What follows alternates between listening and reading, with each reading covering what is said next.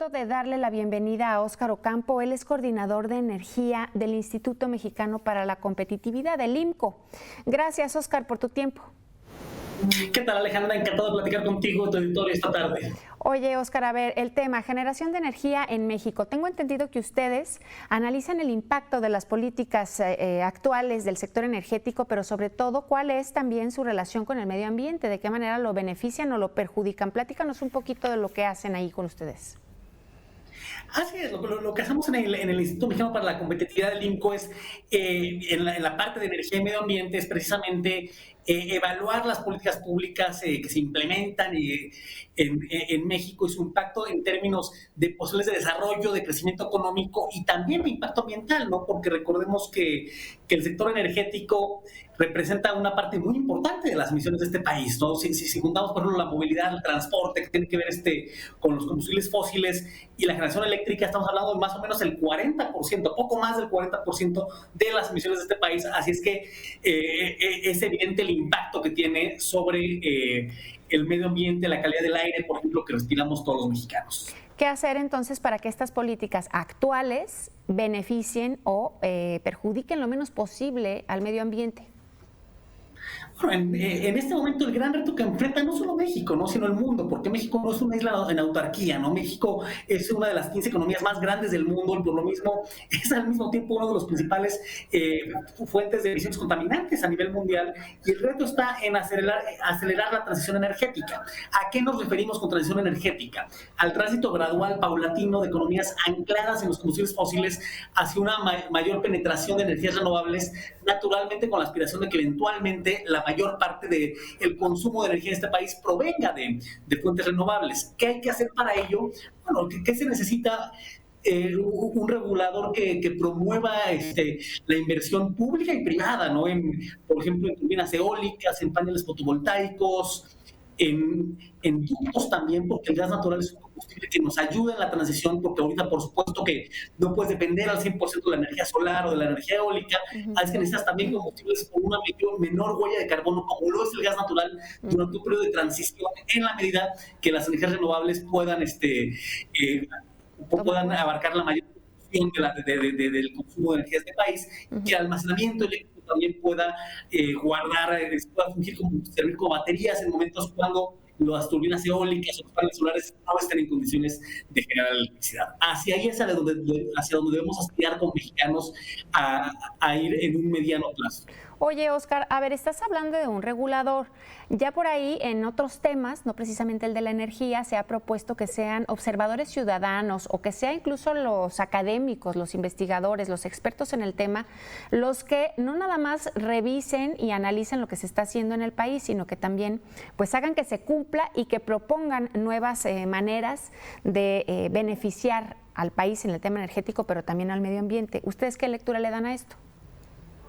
Un regulador independiente, técnicamente capaz, es fundamental para cualquier sector económico, ¿no? Y el energético es uno de los sectores quizá más regulados de la economía, y por ello es tan importante que los vaivenes políticos, la política tiene una visión de corto plazo, ¿no? Pero el regulador debe tener una visión de largo plazo.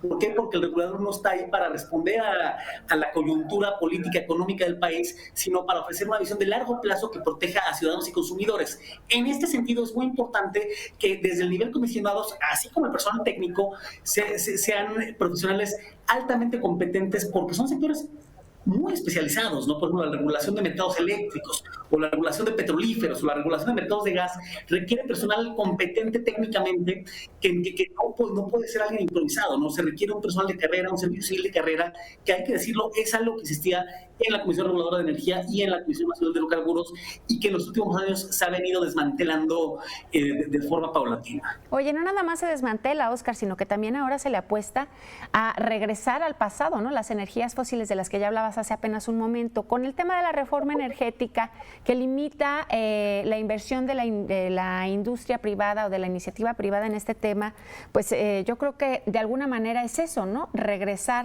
es decir, obsolescencia, pues, ¿no? Bueno, la apuesta de la actual administración en materia energética está centrada en fortalecer a los dos antiguos monopolios del Estado, ¿no? La parte de hidrocarburos con petróleos mexicanos y la parte eléctrica con la Comisión Federal de Electricidad. El problema es precisamente ese, que la apuesta en el fondo está anclada en los combustibles fósiles, porque la misma Comisión Federal de Electricidad no es competitiva en paneles solares, no es competitiva en turbinas eólicas, que son los dos grandes motores de la transición energética, son los dos grandes motores de la expansión de las energías renovables en el mundo, ¿no? Y al cerrar la puerta entonces a la inversión privada para beneficiar al actor del Estado que no tiene estas tecnologías, en el fondo lo que se está haciendo es reafirmar una apuesta por los combustibles fósiles. Y eso es algo que en este momento, por ejemplo, nos tiene en las consultas y eventualmente en un panel de solución de controversias Estado-Estado con Estados Unidos y con Canadá en el marco del TEMEC.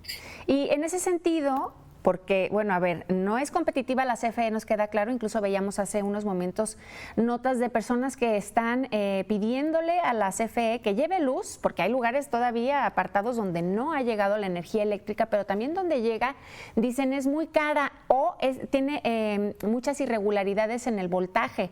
Esto hace también que de alguna manera pierdan, ¿no?, electrodomésticos, en fin, aseguran que no es la manera para estabilizar la economía, por lo menos no la de estos grupos alrededor del país. En ese sentido, ¿cuál debería ser el camino? Haces mención de una relación con Estados Unidos para ver qué es lo que se podría mejorar, pero ante el panorama del gobierno actual y la falta de, digamos, estructura para caminar o ver hacia adelante, ¿qué es lo que podríamos hacer? ¿Cuál es el camino?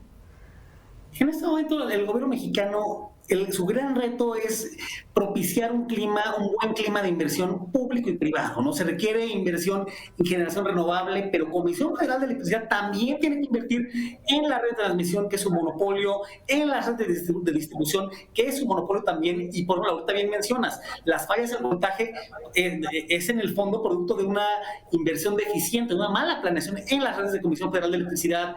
Hay que invertir en nuevas tecnologías como el almacenamiento eléctrico, y aquí lo que es muy importante entender es que una sola empresa no se puede comer todo el pastel, se requiere inversión de CFE, sin lugar a dudas CFE es un actor importantísimo y lo seguirá haciendo en el sector eléctrico mexicano, pero también se requiere inversión privada en la generación eléctrica, en el suministro, de tal suerte que se permita diversificar la matriz energética, y con matriz energética me refiero a las posibilidades de generación eléctrica con distintas tecnologías en el país que permitan garantizar un sistema eléctrico mucho más confiable, al mismo tiempo que CFE invierta mucho más en sus redes, que son también un riesgo en este momento. La falta de planeación es un riesgo de seguridad energética para el país. Y todo esto tiene como condición indispensable un regulador verdaderamente independiente y con visión a largo plazo. Oye, Óscar, a ver, estamos hablando como de a grandes rasgos, ¿no? O lo que debe de hacer la industria en general, pero como ama de casa, como jefe de un pequeño negocio, como emprendedor, en fin, ¿qué es lo que podemos hacer desde ahí para que no nada más la CFE nos dé un mejor servicio, que bueno, ahí prácticamente dependemos de ellos, pero podríamos motivarnos a comprar paneles solares? Es una inversión importante que al final parece redituable, pero por lo pronto es cara, ¿no?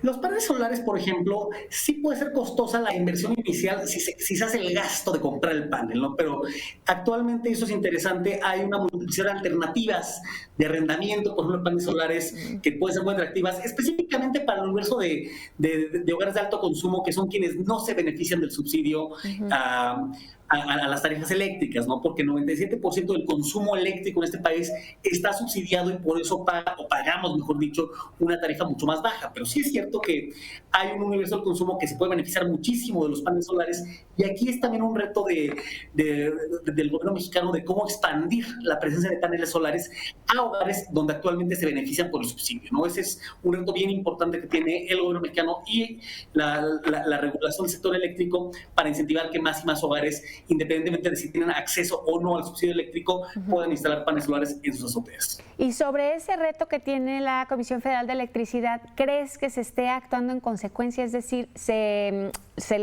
están echando ganas coloquialmente, o nos están pateando el bote para la siguiente administración. Tengo esa impresión. Bueno, discursivamente dicen que están en favor de la generación distribuida, que no es otra cosa sino los paneles solares en los hogares, pero al mismo tiempo el regulador ha obstaculizado la aprobación de acuerdos que permitirían una generación distribuida mucho más competitiva. Me voy a un ejemplo muy puntual, que es la generación distribuida colectiva, que no es otra cosa sino pensar, por ejemplo, en un condominio horizontal o en un edificio con muchas oficinas o en un centro comercial donde los diferentes los diferentes inquilinos, los diferentes habitantes se pueden asociar para poner paneles solares y que estos paneles alimenten a toda la colectividad de este edificio, de ese centro comercial, de estas oficinas. Ello podría tener un impacto muy importante en la expansión de la generación distribuida, que sin embargo lleva obstaculizado mínimo desde 2019, ¿no? La resolución está lista, pero no se ha aprobado por decisión del regulador, ¿no? Así es que, por más que discursivamente se esté promoviendo la expansión de la generación distribuida, en los hechos esto no se ha visto reflejado. Híjole, pues nos queda tener un poquito de esperanza, Óscar, pero ¿cuál sería el modelo ideal a copiar, traernos de otro país y también imitarlo, ¿no? Ponerlo en marcha aquí? ¿Podríamos en algún momento aspirar a estar como otros países?